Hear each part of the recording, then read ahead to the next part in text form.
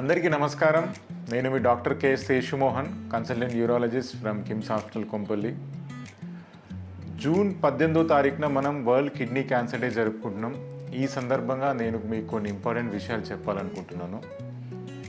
First of all, ఈ kidney cancer ఏంటిది, అసలు ఎవరిలో వస్తుంది, ఎందుకు వస్తుంది, సో దానికి మనం ఏ విధంగా కనుక్కోగలము, దానికి ఏమైనా ట్రీట్మెంట్ ఉందా అనేటువంటి విషయాలు ఇవాళ తెలుసుకుందాం. ముందు మనం తెలుసుకోవాల్సిన విషయం ఏంటంటే, కిడ్నీ క్యాన్సర్ అనేది ప్రపంచం మొత్తంలో అన్ని క్యాన్సర్లలో తీసుకుంటే 14వ స్థానంలో ఉంది. అదేవిధంగా ఇండియా తీసుకుంటే ప్రపంచం మొత్తంలో ఇండియా కిడ్నీ క్యాన్సర్లో 4వ స్థానంలో ఉంది. అంటే మనం అర్థం చేసుకోవచ్చు కిడ్నీ క్యాన్సర్ అనేటువంటిది ఏ రకంగా ఇండియాలో పెరుగుతూ ఉంది అనేది అర్థం చేసుకోవచ్చు. మరి కిడ్నీ క్యాన్సర్ ఎవరిలో వస్తుంది అనేది మనం ఇప్పుడు తెలుసుకుందాం. మెయిన్గా దీనికి కొన్ని రిస్క్ ఫ్యాక్టర్స్ ఉన్నాయి. అందులో మొదటిది వచ్చేసి స్మోకింగ్, సిగరెట్ స్మోకింగ్, బీపీ అనేది కంట్రోల్లో లేకపోవడం, ఉబకాయం అంటాం కదా, ఒబెసిటీ, ఈ మూడు అనేది మెయిన్ ఫ్యాక్టర్స్.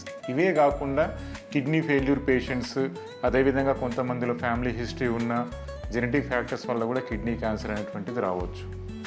ఇప్పుడు ఈ కిడ్నీ క్యాన్సర్ మనం ఏ విధంగా కనుక్కోగలం, దీనికి ఏమైనా సిమ్టమ్స్ ఉన్నాయా అంటే గుర్తుపెట్టుకోండి, కిడ్నీ క్యాన్సర్ అనేటువంటిది చాలా వరకు సైలెంట్ కిల్లర్. అంటే సిమ్టమ్స్ అనేవి రావు, అన్లెస్ అది పెద్ద సైజ్ పెరిగి బాడీలో ఎక్కడికైనా స్ప్రెడ్ అయితేనే దానికి సిమ్టమ్స్ వస్తాయి. ఇది సైలెంట్ డిసీజ్ కాబట్టి మనం కంపల్సరీ దీన్ని ఎర్లీ స్టేజ్లో కనుక్కోవడం ఇంపార్టెంట్.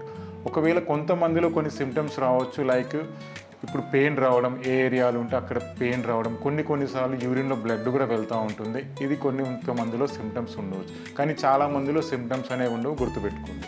మరి దీన్ని మనం ఏ విధంగా కనిపెట్టగలం?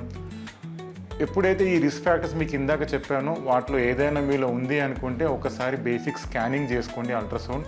అందులో మనకు బేసిక్ ఇన్ఫర్మేషన్ వస్తుంది. ఒకవేళ అల్ట్రాసౌండ్లో మనకు డౌట్ ఉందనుకోండి, తర్వాత మనం సిటీ స్కాన్ చేస్తాం, అవసరమైతే ఎంఆర్ఐ కూడా చేస్తాం. వీటిలో మనకి కిడ్నీ క్యాన్సర్ ఉందా లేదా, ఏ కిడ్నీలో ఉంది, కుడి దిక్కుదా ఎడమ దిక్కుదా, కిడ్నీలో ఏ పార్ట్లో ఉంది, కొంతవరకే ఇన్వాల్వ్ అయిందా లేదా కిడ్నీ మొత్తం ఇన్వాల్వ్ అయిందా, ఈ ఇన్ఫర్మేషన్ మనకు సిటీ స్కాన్లో వస్తుంది. ఈ ఇన్ఫర్మేషన్ బేస్ చేసుకొని మేము పేషెంట్కి ట్రీట్మెంట్ ఆప్షన్స్ డిసైడ్ చేస్తాం. ఏ విధంగా అంటే, ఇఫ్ ఇట్ ఈస్ అర్థం చేసుకోండి, చిన్న సైజులో ఉందనుకోండి, కిడ్నీలో ఏదో ఒక కార్నర్లో ఉందనుకోండి, ఆ పార్ట్ ఆఫ్ ద కిడ్నీ తీసేస్తే సరిపోతుంది. ఈ సర్జరీని మనం పార్షియల్ నెఫ్రెక్టమీ అంటాం. అదేవిధంగా కొన్నిసార్లు కిడ్నీ క్యాన్సర్ చాలా పెద్ద సైజులో ఉందనుకోండి, అప్పుడు మనం కిడ్నీని సేవ్ చేయడం కష్టమవుతుంది. అప్పుడు కంప్లీట్ కిడ్నీని తీసేయాల్సి వస్తుంది. ఈ సర్జరీని మనం రాడికల్ నెఫ్రెక్టమీ అంటాం. ఈ రెండు సర్జరీస్ని కూడా మనము 3 రకాలుగా చేయొచ్చు.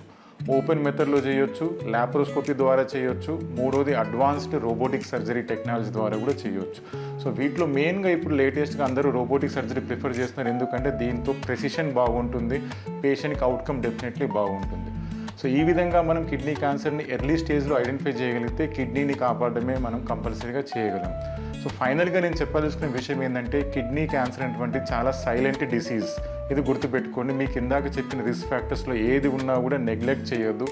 At least June 18th world kidney cancer day ఉంది. అట్లీస్ట్ ఆ రోజైనా బేసిక్ స్కానింగ్, చెకప్లు చేయించుకోండి. మీ కిడ్నీల స్టేటస్ ఎట్లుందో తెలుసుకోండి, మీ కిడ్నీని కాపాడుకోండి. Thank you.